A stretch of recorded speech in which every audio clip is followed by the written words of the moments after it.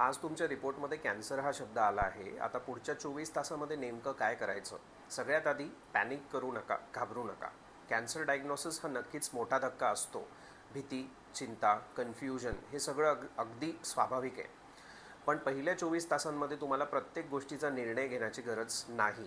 Step 1, report व्यवस्थित समजून घ्या. सगळे report, scan, biopsy report, blood test आणि जुने मेडिकल रेकॉर्ड्स एकाच ठिकाणी जमा करा. फक्त रिपोर्टमधला कॅन्सर हा शब्द वाचून गुगलवर ट्रीटमेंट शोधण्याची सुरुवात करू नका.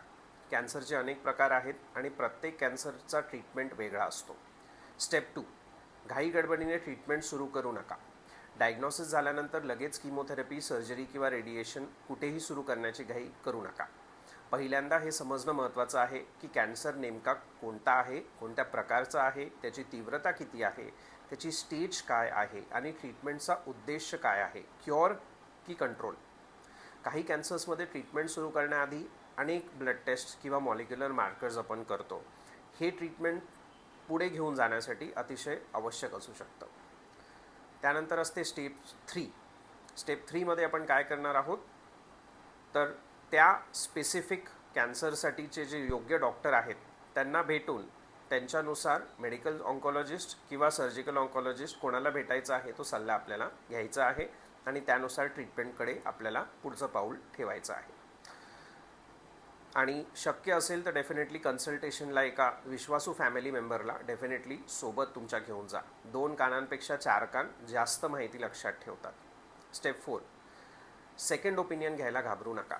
सेकंड ओपिनियन म्हणजे तुमच्या पहिल्या डॉक्टरवर विश्वास नाही असा अर्थ होत नाही.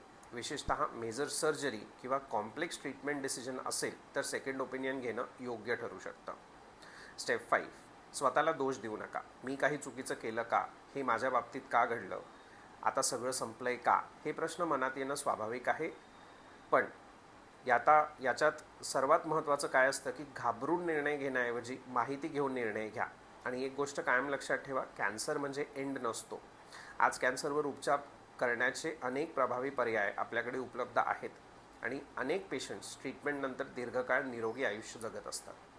म्हणून कॅन्सर डायग्नोसिस झाल्यानंतर पहिल्या 24 तासांमध्ये पॅनिक नाही, गडबड नाही, गुगल नाही आणि सेल्फ ट्रीटमेंट नाही.